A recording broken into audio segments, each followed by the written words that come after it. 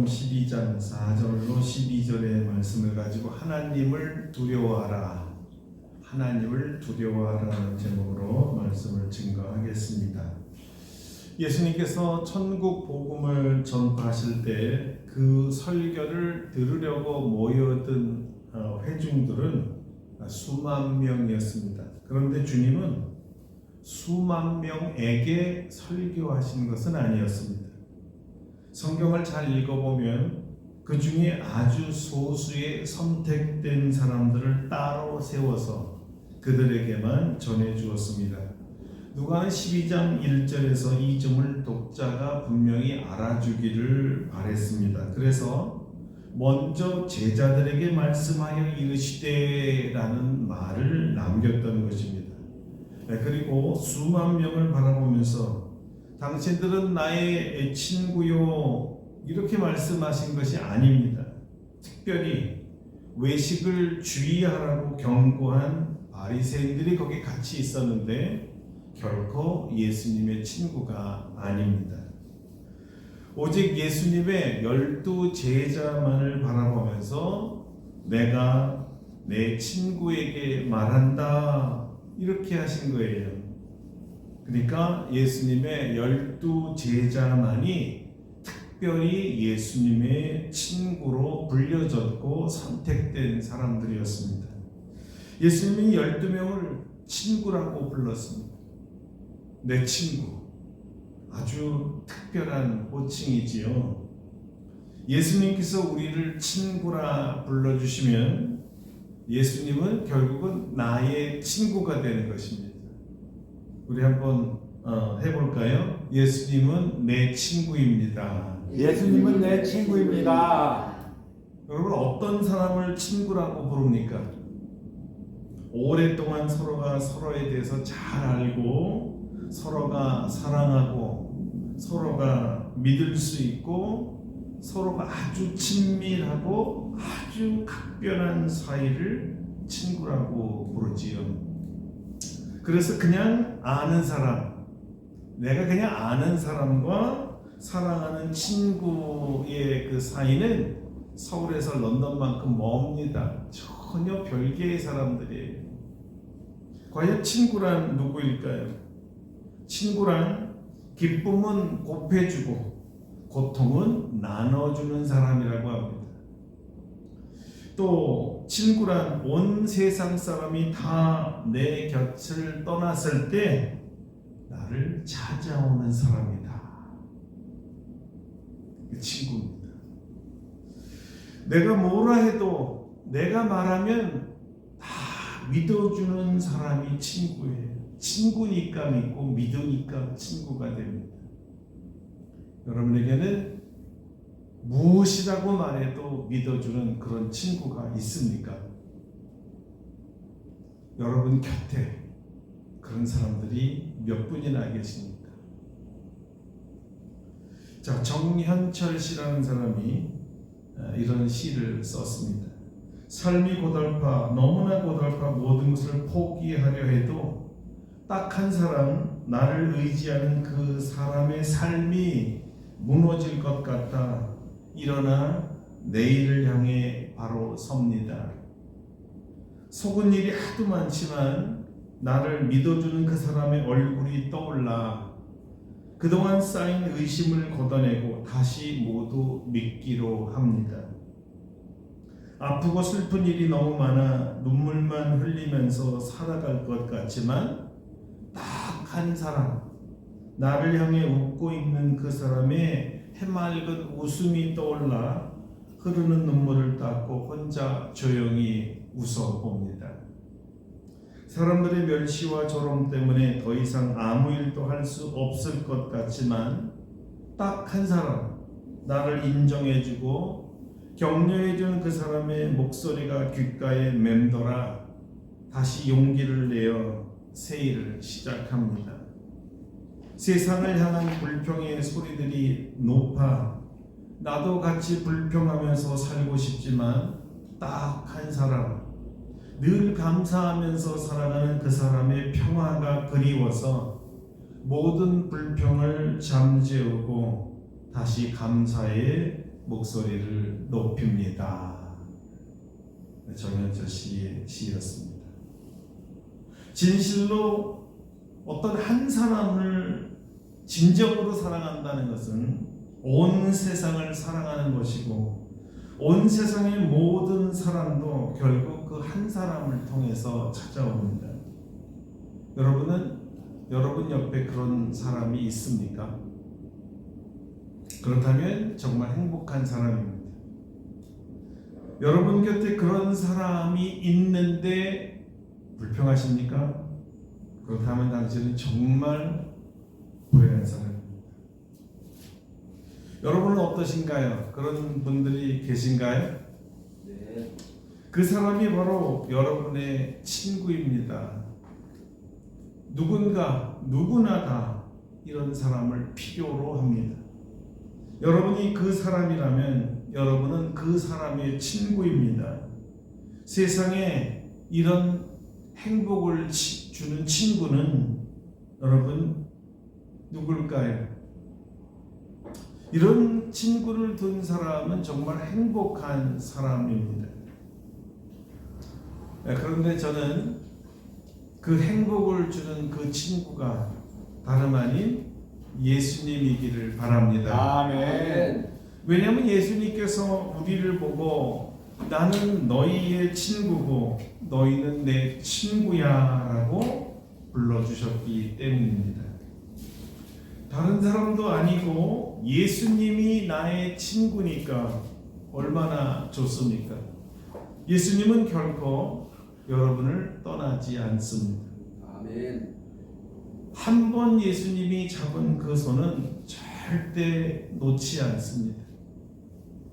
왜 그럴까요? 예수님은 우리의 친구니까요. 친구가 하는 말은 정말 친구가 잘 되기를 바라는 진심과 사랑에서 나오는 말입니다. 이것을 친구 간에는 서로 잘 압니다. 그래서 친구가 하는 말은 서로가 믿고 잘 받아들이지요. 우리의 친구 되신 예수님께서 오늘 우리에게 하시는 말씀을 친구기 때문에 여러분은 잘 들으실 줄로 믿습니다. 아멘. 우선 예수님께서 오랜 친구들인 12제자에게 한 말은 사람을 두려워하지 말고 하나님을 두려워하라고 했습니다. 사람은 몸을 죽이고 그 후에는 능히 더 못하는 자들이라고 하십니다. 그 사람이 우리를 죽일 권세를 가진 사람이라도 몸만 죽일 뿐이지 우리의 영혼은 죽이지를 못합니다. 물론 우리의 꿈도 죽이지 못합니다. 우리의 사명 못 죽입니다. 주님을 향한 열정과 사랑과 충성도 죽일 수 없습니다. 그들이 죽일 수 있는 것은 단지 몸뚱이 뿐이에요. 이 말씀은 예수님을 믿고 예수님의 말씀대로 살고 예수님을 전하다가 바리새인이나 과격한 유대인들로부터 핍박을 받을 수 있다는 것을 예수님이 미리 예고했던 말씀이었습니다. 그런데 이 충고와 예언이 불과 얼마 안 돼서 말씀 그대로 제자들에게 현실이 되어서 돌아왔고, 그리고 제자들은 예수님의 말씀대로 모든 사실들을 당면해야 했습니다. 하지만 지금 제자들이 지금 이 말씀을 들었을 때에는 도대체 예수님 무슨 소리를 하나 도무지 감이 잡히지 않는 상태였습니다. 그렇지만 주님께서 곧 돌아가시고 제자들만 남겨두고 하늘나라로 올라가실 텐데, 그 이후로 복음 전파의 사명을 제자들이 맡아서 해야 하기 때문에 이 말씀을 미리 남겨셨던 것이죠.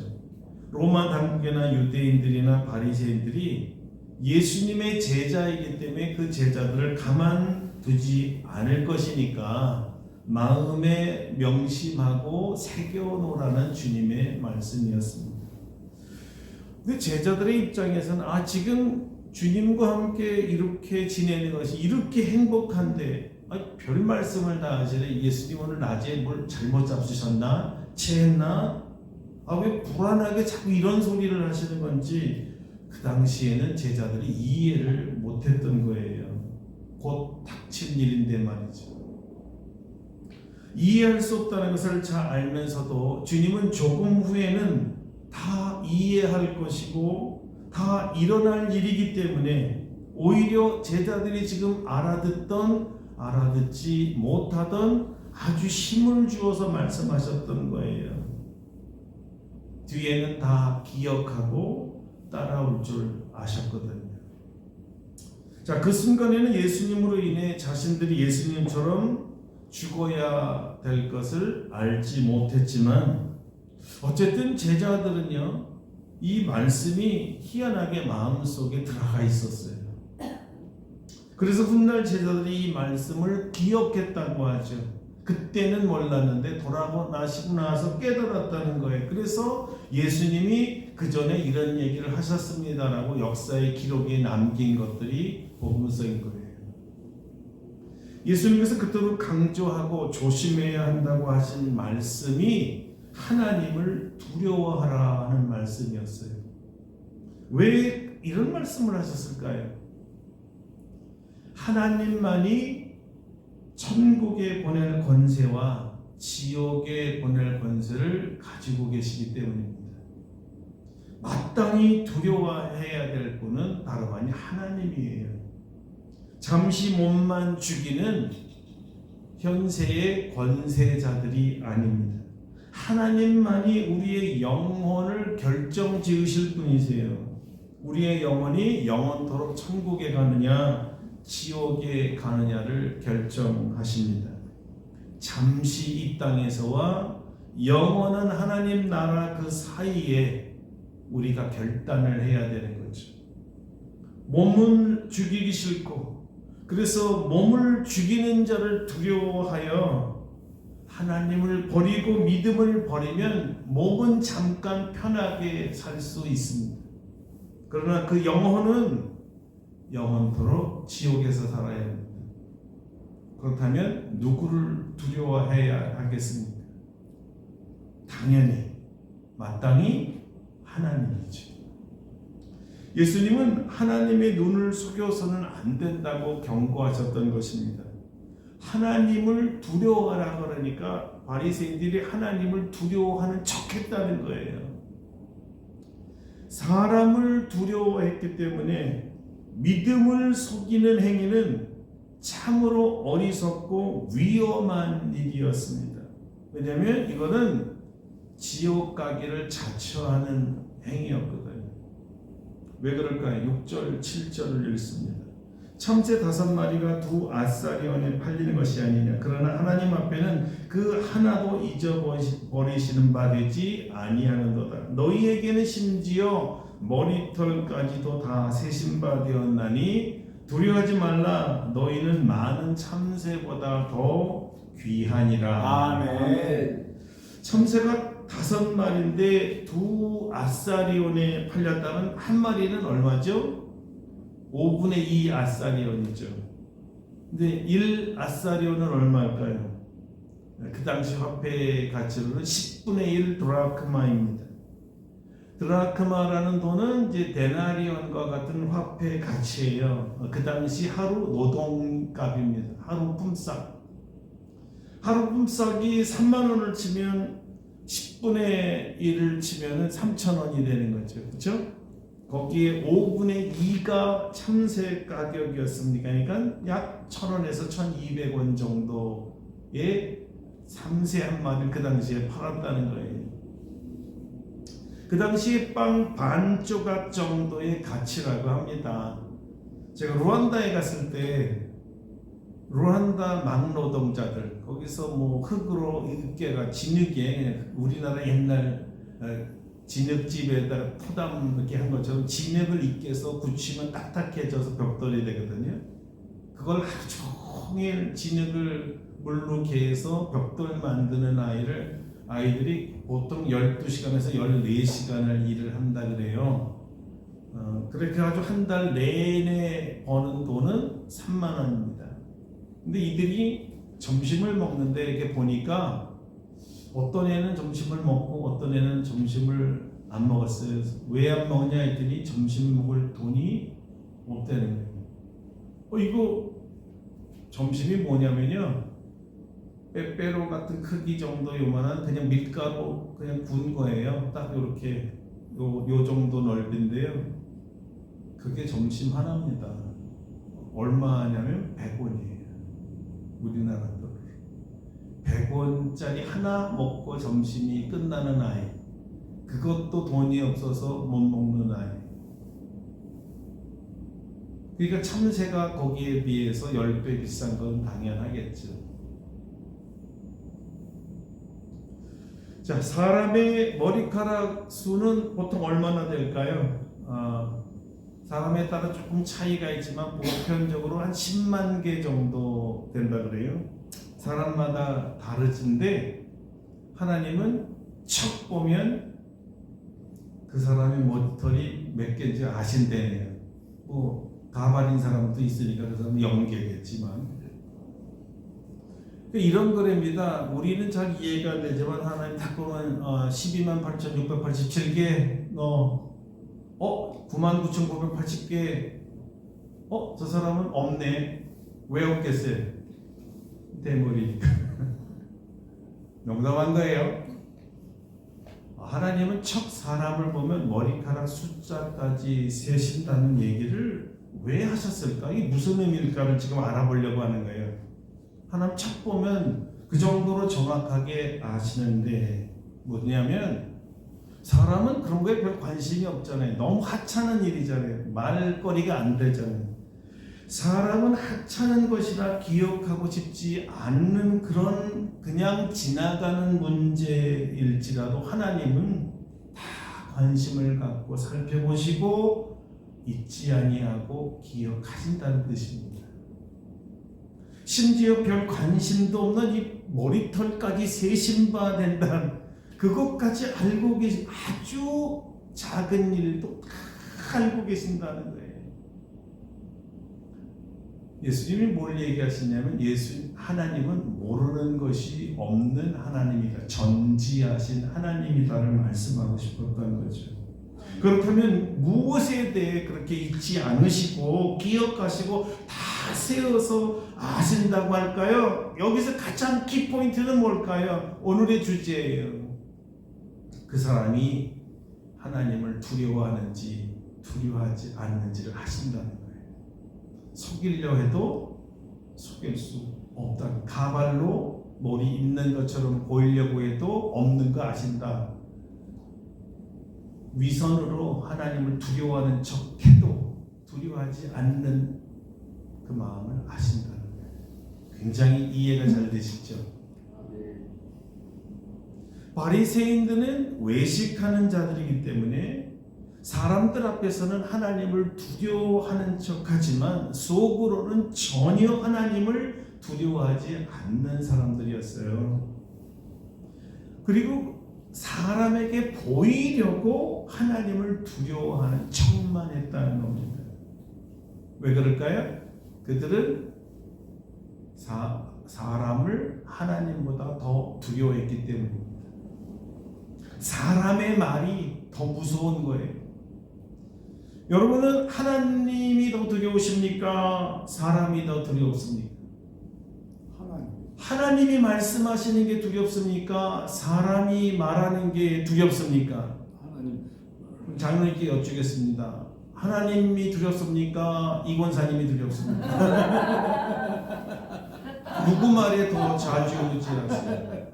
이게 대답을 해놓고 가만히 생각해보면 실제적으로 하나님을 두려워하는 것 같은데 하나님은 야단을 안 치니까 사실 두려워하지 않는다는 게 아니라 사람보다 덜 두려워하는 게 우리의 현실이에요.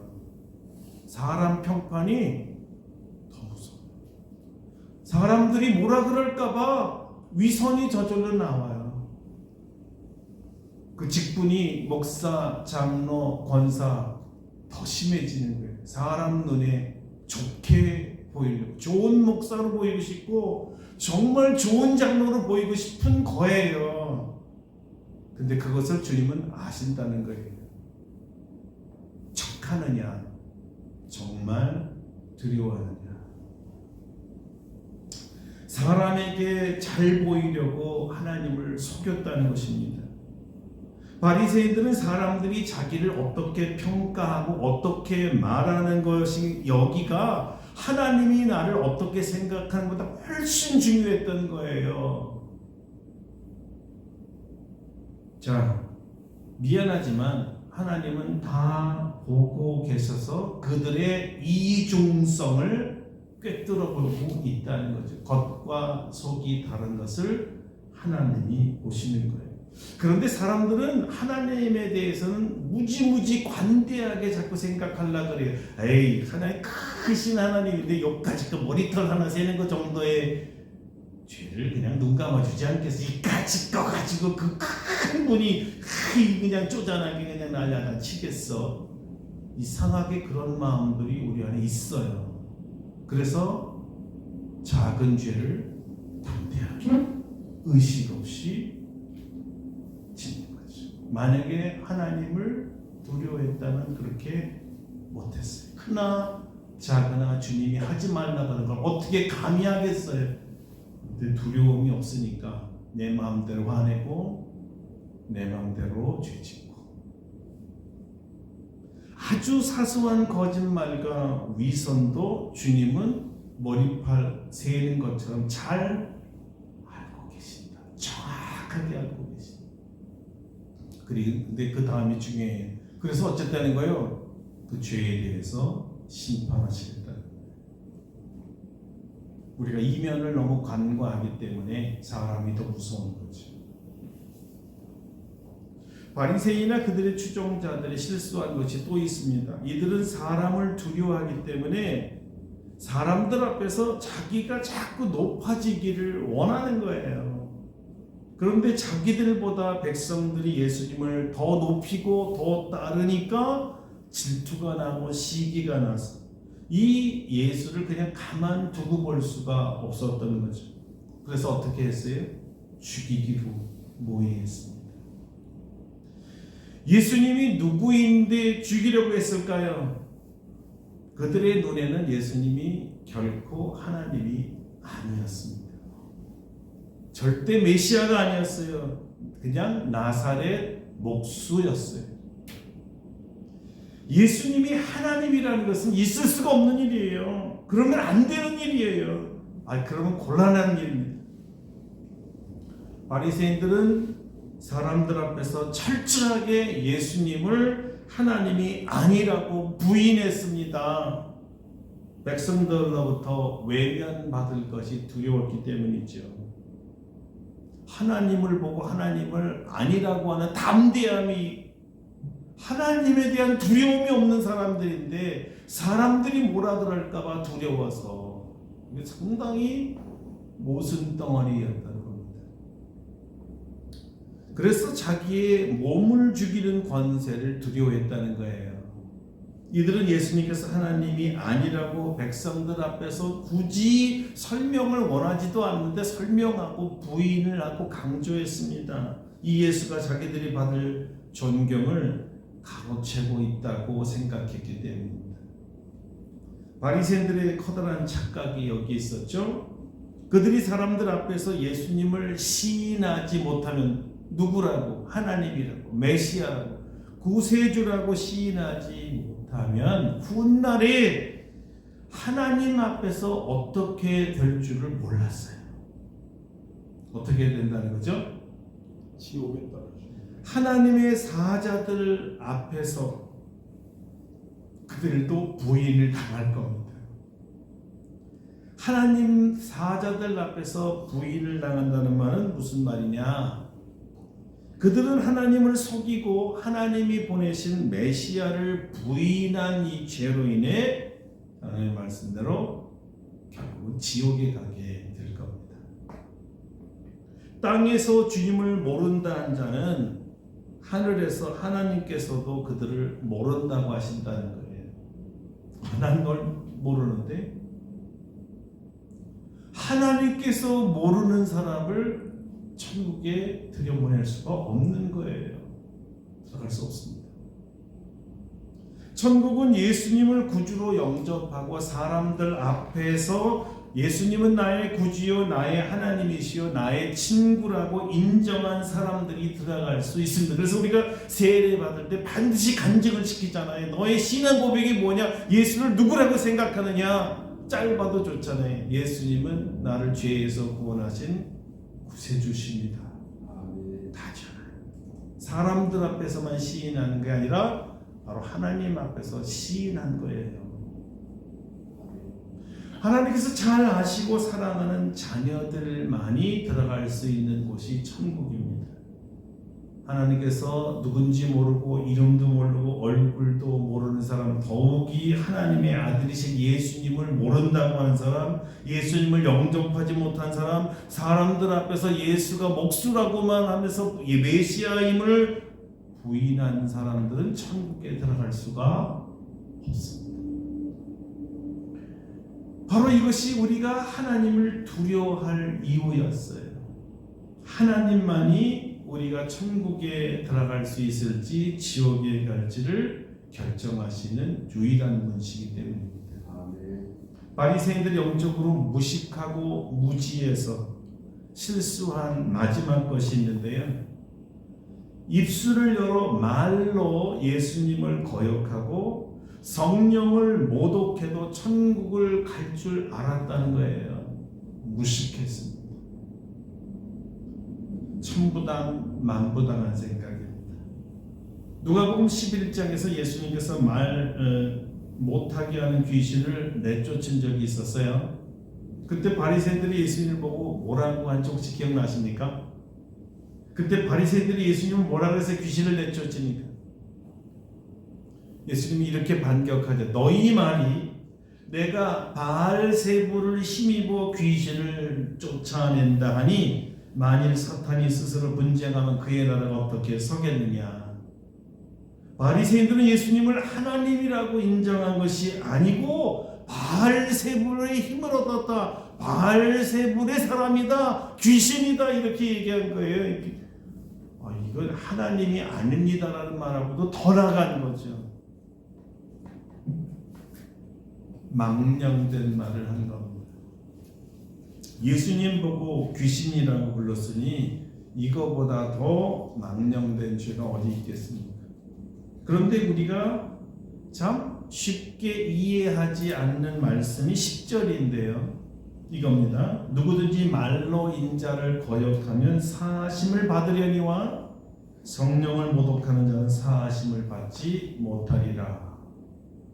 어떻게 예수님을 말로 거역하면 사하심을 얻는데 같은 하나님이신 성령님을 모독하면 사하심을 받지 못할까요?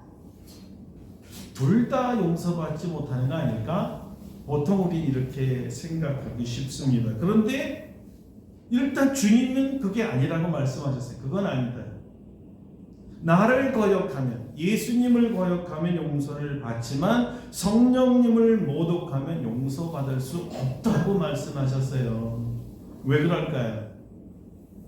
자, 이 말씀을 깨닫기 위해 먼저 모독하다라는 말이 무슨 뜻인지를 먼저 알아야 됩니다. 모독하다는 말은 문자 그대로 하면 중상하다, 비방하다, 그리고 일반적으로 나쁘게 평가하거나 그렇게 말한다는 뜻이지만 가장 중요한 개념 중에 하나가 회방하다는 뜻이에요. 이것을 사람에게 쓰일 때는 어떤 것을 하지 못하도록 회방하는 것이 되겠지만 하나님에 대해서 이 모독을 하게 되면 뭐가 돼요? 신성 모독죄가 되는 거예요.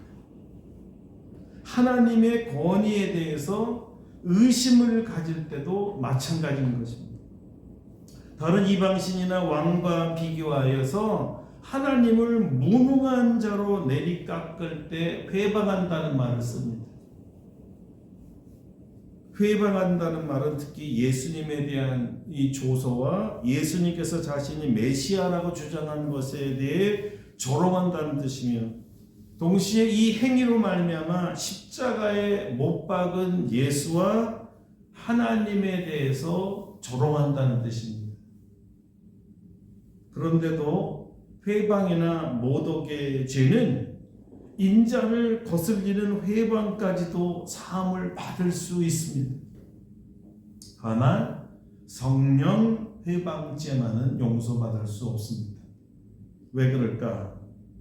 많은 해석이 있습니다. 그러나 가장 설득력 있는 해석 중에 하나는 성령을 회방하는 자는 하나님께서 예수님의 행위들 안에서 성령을 통해 역사하고 계시는 것을 모르는 자가 아니라 이미 알고 있는 자였습니다. 분명히 의식적으로 하나님에 대한 신앙을 마귀에 대한 신앙으로 잘못 전한 고의로 그렇게 한 자예요.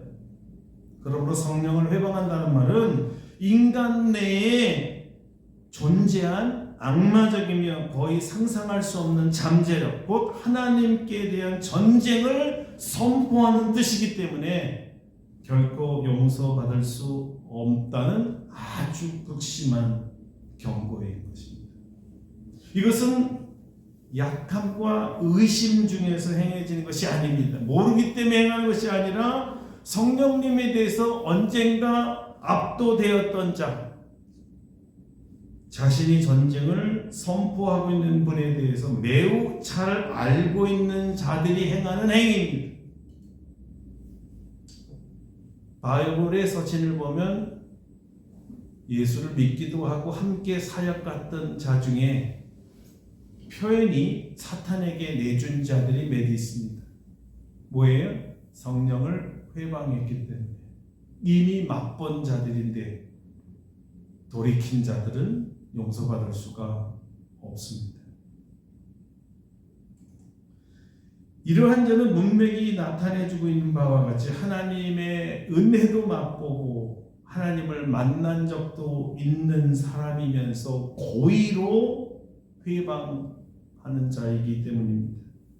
소극적으로 먼저 말하면 성령을 회방하는 자는 하나님을 잘 모르거나 하나님을 거스려 말하는 자가 아니라, 또는 하나님에 대해서 잘 모르기 때문에 어리석게 몰라서 짓는 죄가 아니라 성령도 알고 그 은혜로운 사역을 익히 잘 알면서도 하나님에 대해서 고의로 대적하는 자를 말합니다. 나아가서는 하나님께서 자신을 은혜로 구원시켜 줌에 대한 사실이 명확관하게 밝혀졌음에도 불구하고 하나님을 대적하는 자로 돌아선 자들.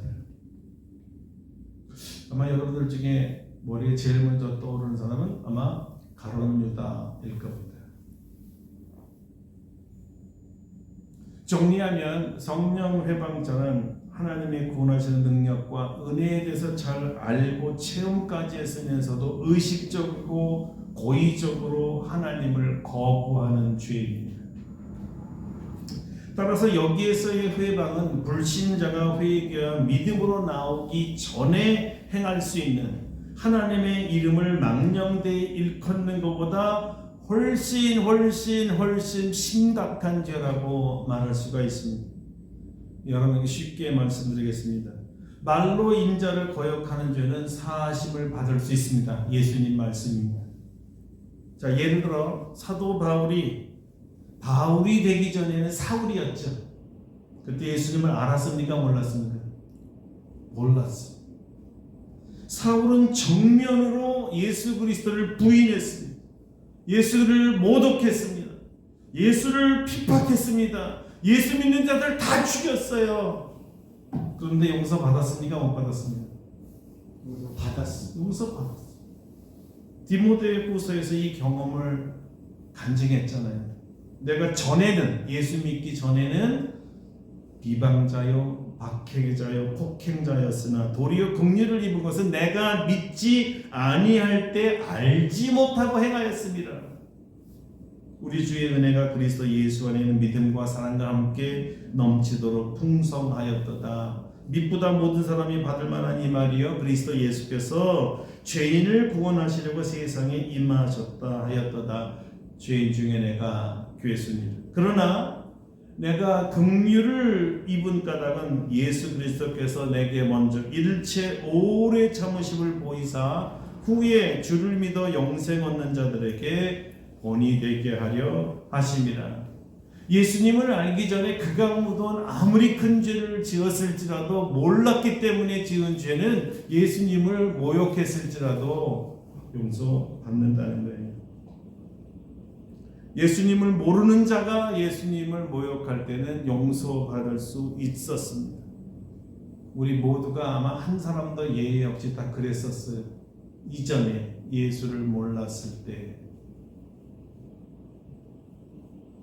그런데 다 용서받지 않았습니까? 아멘. 그러나 예수를 믿은 다음에도 예수 믿기 전에 했던 그 용어들과 불경을 똑같이 내뱉게 되면 이건 성령 회방죄. 여러분, 그래서 정말 말하고 싶어도 말하지 않아야 될 것들이 있어요. 입에서 튀어나오고 싶어도 절대 하시면 안 돼요. 성령 회방죄는 죄의 용서가 없기 때문입니다. 회개를 낳는 것은 성령의 특별한 역사죠. 그러므로 성령을 회방하는 것은 영원히 성령과 그의 사역을 거절하거나 추방하는 상태를 초래하기 때문에 하나님이 사람을 구원하는 것을 방해하는 행위니까 예수님의 오심과 구원 사역을 정면으로 다 부인하고 망가뜨리고 파괴시키려는 동작이잖아요. 그래서 안 돼요. 회심 후에 이런 모독과 불경을 한다는 것은 하나님에 대해서 정면적으로 도전하는 반역 행위와 같기 때문입니다. 주 예수 그리스도의 구속의 사건을 다 무효화시키는 거거든요. 십자가와 부활을 불신하는 행위입니다. 용서받을 수 없습니다. 주님은 제자들에게 앞으로 있을 아주 험악한 슬픔과 슬픈 배도를 내다보면서 이 말씀을 하셨습니다. 자신의 친구들인 제자들이 절대로 주님의 구속을 부인하면 안 되기 때문이었어요. 성령을 모독하고 회방하는 일은 절대로 없어야 하기 때문에 그 당시 제자들의 듣기가 거북하고 무슨 소리인지도 모르겠고 왜 이런 소리를 하는지 몰라도 들어둬라. 때가 되면 이 말씀이 너희를 지켜줄 거예요. 들어둬라. 듣기 싫어도 담아둬라. 지금 그대로 살지 않아도 좋아. 들어둬라. 넣어두라. 그 말씀이 필요할 때가 온다는 거죠. 오늘 그래서 예수님은 딱 결론으로 돌아가는 거예요. 하나님 두려워해라. 하나님 두려워해라. 하나님께서 우리의 말과 행동, 일거수일투족을 다 보고 계시고 듣고 계세요. 우리의 생각을 아시고 마음을 아세요. 겉과 속을 아세요. 하나님을 두려워하는지 사람을 두려워하는지 아세요. 우리의 표현과는 상관없습니다. 속을 다 아세요. 사람에게 보이려고 한 말인지 정말로 하나님을 두려워하는지 하나님은 아세요. 누구도 그걸 판단할 수가 없어요. 많은 사람들이 잘 속거든요. 그러므로 입술은 물론이지만 여러분 생각에서 하나님을 불경하고자 하는 이 용어나 마음이 팍 들 때는 정말 자기한테 때려야 돼. 정신 차려! 절대 안 돼! 거기까지! 여러분 이거 잘 들어두세요. 안 그럴 수가 없잖아요, 살다가. 그러나 내뱉으면 안 돼요. 내뱉으면 안 돼요. 성경이 하지 말라는 걸 굳이 알면서 하는 게 무지무지 큰 죄거든요. 내가 이해되든 이해되지 않던 주님이 말씀하시면 그냥 아멘으로 끝나야 돼요. 아멘. 하늘나라 가서 물어보세요. 그거 무슨 말씀이었어요? 도대체 이해가 안 됐어요. 그래도 믿음을 지키시고 말씀을 지키는 게 지혜로운 자예요.